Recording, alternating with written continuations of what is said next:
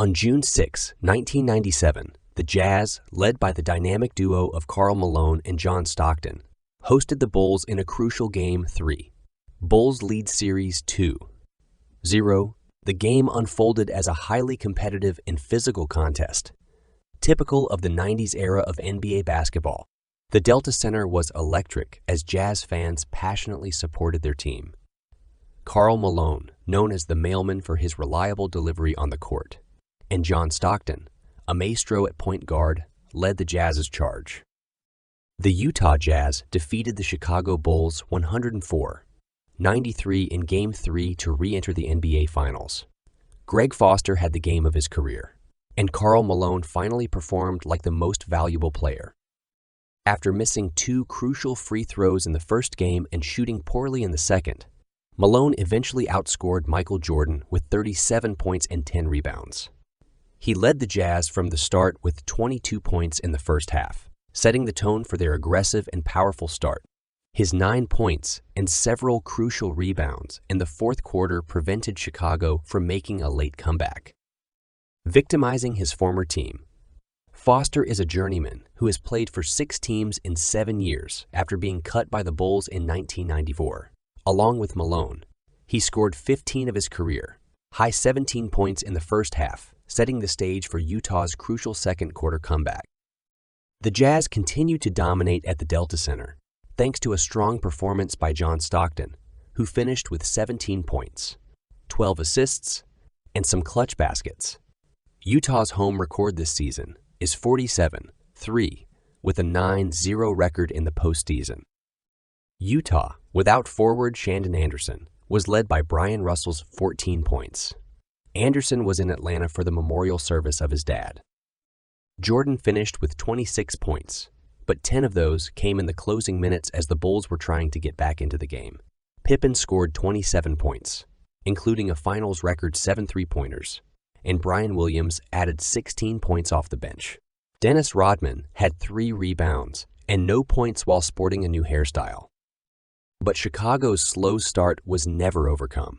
The Bulls attempted to strike first, just as they did in Seattle the previous year, but they were outclassed by the Jazz and fell behind by as much as 24 points.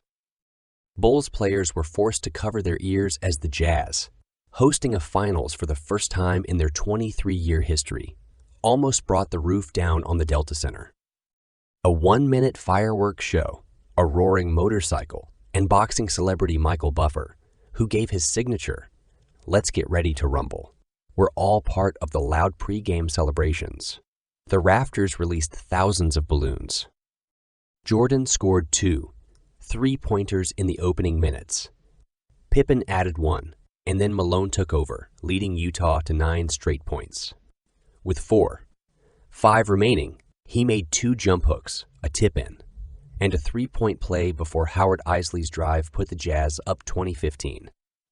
Foster finished a 3-point play after a strong drive to the hoop, and Malone scored once more.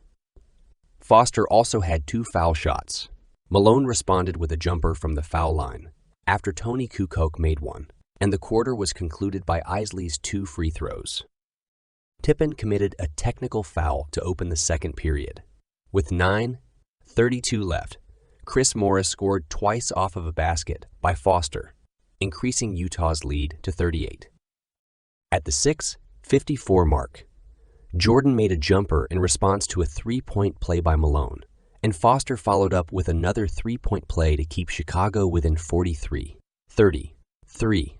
However, the Jazz responded with a 10-2 run that featured consecutive 3-pointers from Morris and Foster. With 4:44 remaining in the half, Malone's drive gave them their biggest lead of the game, 53-35. Foster made 2 free throws and a follow shot in response to Pippen's 2 three-pointers, with a drive by Malone once more and a trademark pick. And roll from Malone to a cutting Stockton, the Jazz sealed the quarter with a 61-45 lead.